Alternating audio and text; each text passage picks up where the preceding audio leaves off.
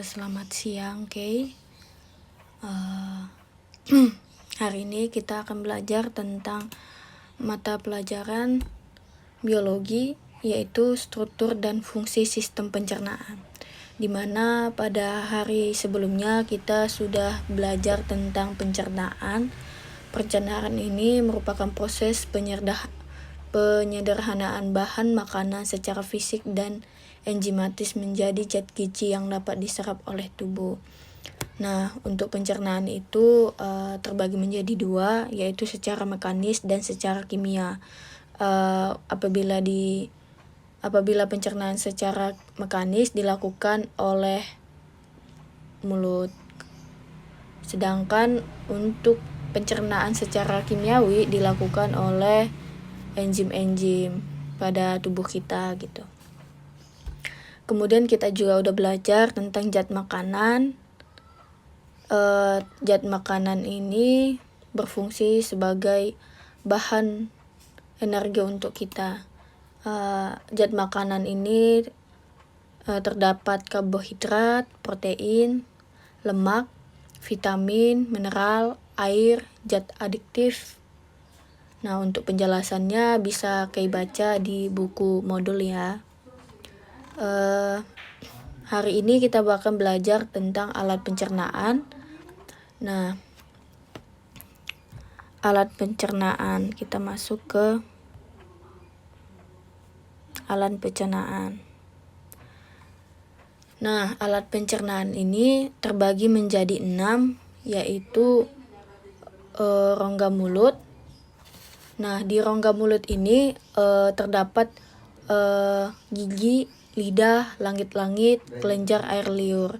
Nah, untuk gigi berfungsi untuk mengunyah atau melumaskan makanan yang kita makan, sehingga makanan yang kita makan ini tidak melukai bagian-bagian dalam kita. Kemudian lidah biasanya berfungsi untuk membantu menelan makanan.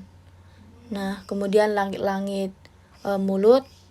Langit-langit mulut ini memiliki otot-otot yang bisa membantu gigi dan lidah dalam mengunyah makanan, sehingga makanan yang kita telan ini menjadi lumat dan bisa kita telan.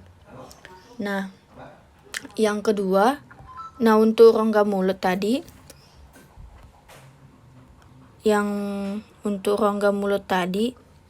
itu di sini ada terdapat 1, 2, dan 3. Ada gigi, lidah, dan kelenjar ludah.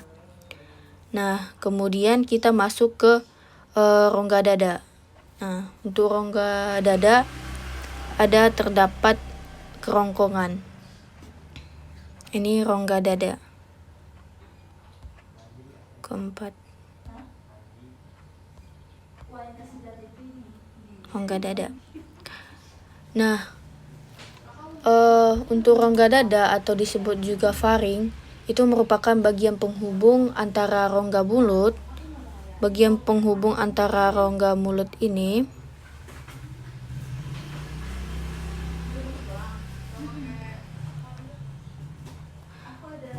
penghubung antara rongga mulut dan rongga mulut dan kerongkongan. Faring ya. Kemudian ada lambung. Penghubung. Kemudian ada lambung. Lambung ini merupakan bangunan pembesar saluran pencernaan. Yang membentuk kantong. Nah, ini namanya lambung. Itu untuk lambung itu nomor 5. Nah, kemudian ada usus halus atau internium tenue, terdiri dari usus 12 jari, dan usus kosong, serta usus penyerapan. Nah, kayak bisa lihat bagian-bagian yang ada di gambar. Kemudian ada usus besar. Untuk usus besar ini terdapat usus tebal atau kolon, kemudian poros usus atau rektum.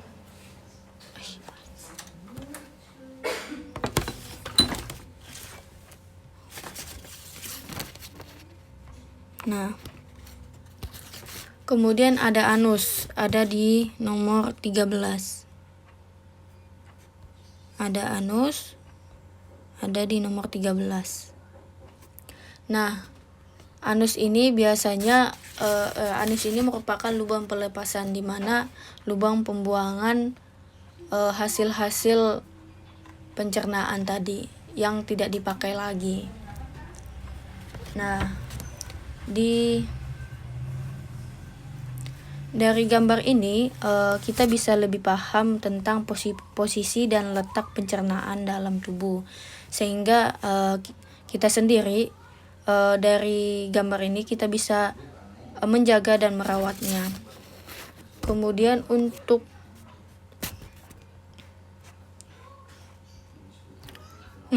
kita masuk ke, tadi ada rongga, kemudian kita masuk ke kelenjar pencernaan. Nah, selain dari alat pencernaan tadi, ada beberapa kelenjar pencernaan yang memang membantu dalam mencerna makanan yang kita makan. Untuk kelenjar pencernaan ini ada 4. Ada kelenjar ludah atau saliva, kemudian ada kelenjar getah lambung dan enzim pepsin, kemudian pada hati itu ada garam empedu, kemudian pada pankreas ada enzim lipase dan enzim amilase serta tripsin. Nah, kita masuk terlebih dahulu ke kelenjar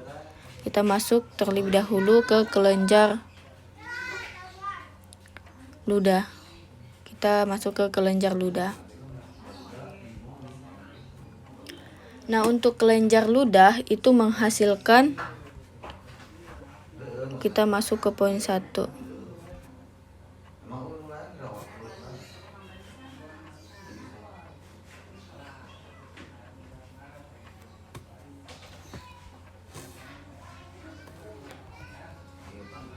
Kelenjar ludah.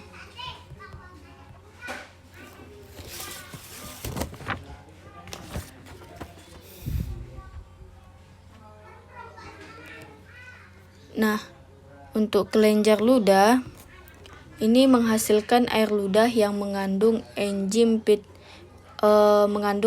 pitalin. Nah, air ludah ini berfungsi untuk melunasi makanan yang kita makan supaya tidak menimbulkan luka. Nah, pada rongga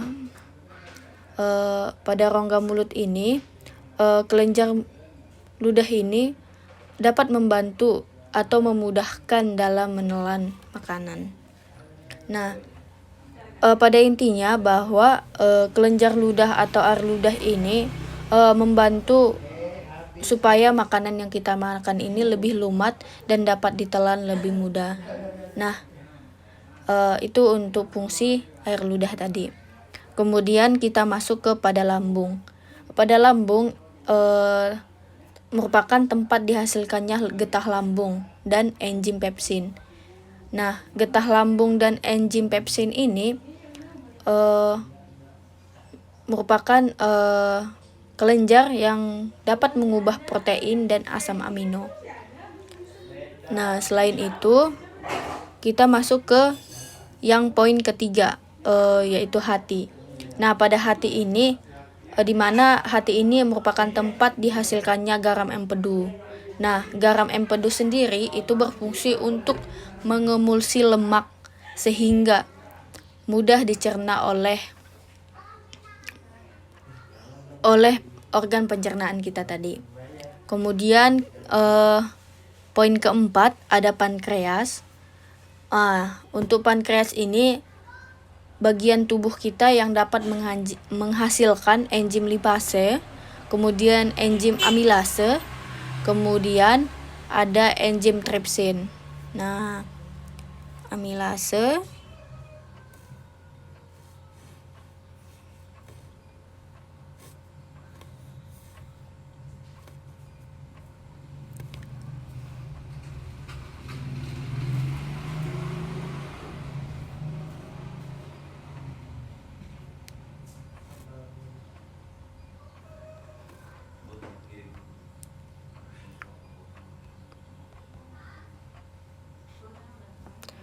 ada enzim amilase,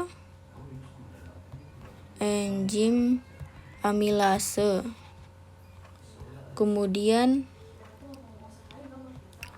enzim lipase,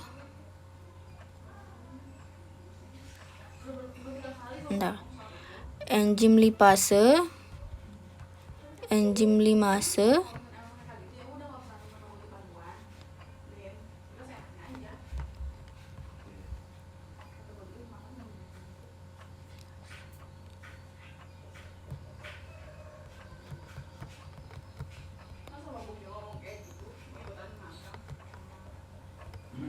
dan enzim tripsin.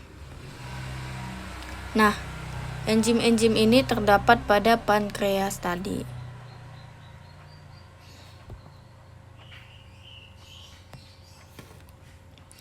Nah, untuk enzim lipase sendiri itu berfungsi untuk memecah lemak menjadi asam lemak dan gliserol. Sedangkan untuk enzim amilase itu berfungsi untuk menghidrolisis pati menjadi glukosa. Sedangkan untuk enzim tripsin itu berfungsi untuk menghidrolisis protein menjadi asam amino. Nah, dari kelenjar-kelenjar ini, dari kelenjar ludah, kelenjar pada lambung, kelenjar pada hati, dan kelenjar pada pankreas memang memiliki fungsi-fungsi tersendiri.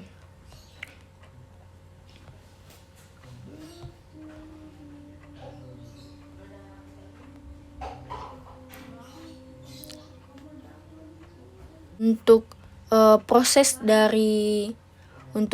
dari pencernaan hingga nanti ke anus, itu kita bisa lihat video yang kakak share ya. Itu menjelaskan tentang bagaimana kita bisa mencerna makanan, mulai dari bahan yang memang besar kita cerna menjadi bahan yang halus gitu. Kemudian yang untuk videonya nanti kakak share ya. Kita selanjutnya kita masuk ke BMI, Body Mass Index, dan BMR atau Basal Metabolic Rate. Nah, untuk ini kakak kirim video yang lain.